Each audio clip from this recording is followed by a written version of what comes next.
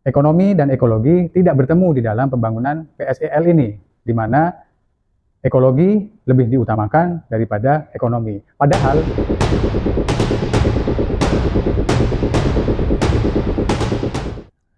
kita akan membahas lagi tentang mengolah sampah menjadi energi listrik atau PSEL, atau juga dikenal dengan pembangkit listrik tenaga sampah yang disingkat PLTSA.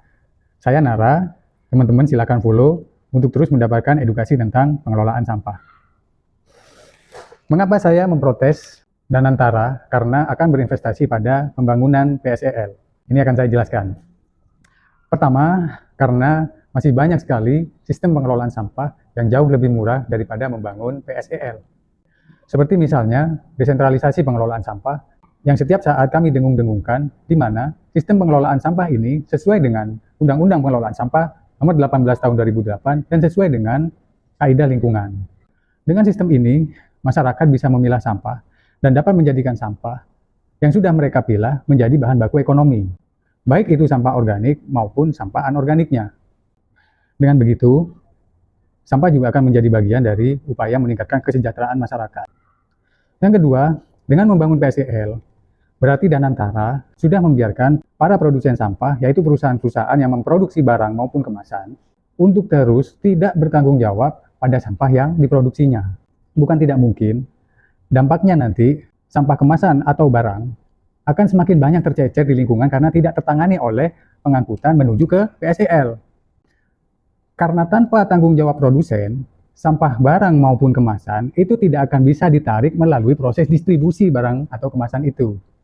Kalau barang atau kemasan itu terdistribusi sampai ke lokasi yang jauh dan tidak terjangkau oleh pengangkutan PSEL, maka bisa dipastikan sampah itu tidak akan terkelola dan akan terus menumpuk di situ.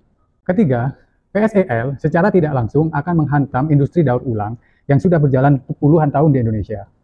Ya, meskipun PSEL menjanjikan hal itu tidak akan terjadi, tapi dampak besar pasti akan dirasakan nanti oleh teman-teman yang bergerak di industri daur ulang ini. Mulai dari yang terkecil sampai yang terbesar. Kenapa begitu? Karena produsen tidak akan lagi termotivasi untuk menggunakan bahan baku yang diperoleh dari daur ulang. Produsen akan terus menggunakan bahan-bahan baku baru atau original karena mereka sudah mendapatkan solusi, karena mereka sudah memiliki solusi dari sampah yang mereka produksi, yaitu PSEL.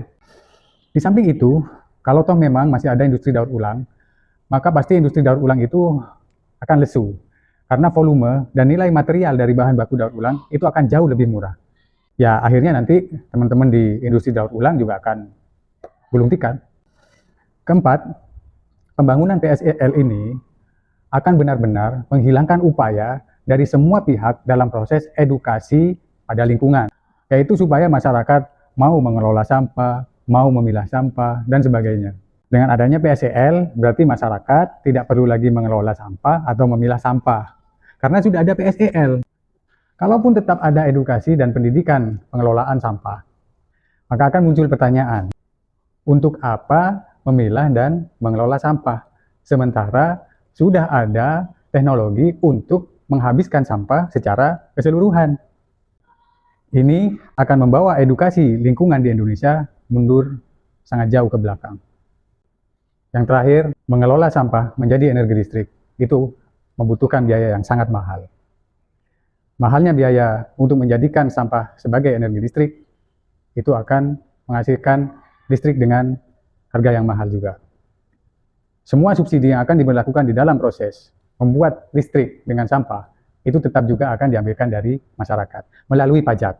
Jadi sebenarnya tidak ada jalan keluar di dalam membangun PSEL ini di mana masyarakat itu bisa diuntungkan. Karena tidak ketemu antara upaya untuk menyelamatkan lingkungan dengan upaya untuk tetap menyelamatkan ekonomi. Ekonomi dan ekologi tidak bertemu di dalam pembangunan PSEL ini, di mana ekologi lebih diutamakan daripada ekonomi. Padahal masih ada sistem yang bisa menyeimbangkan antara ekonomi dan ekologi tetap bisa berjalan dengan baik.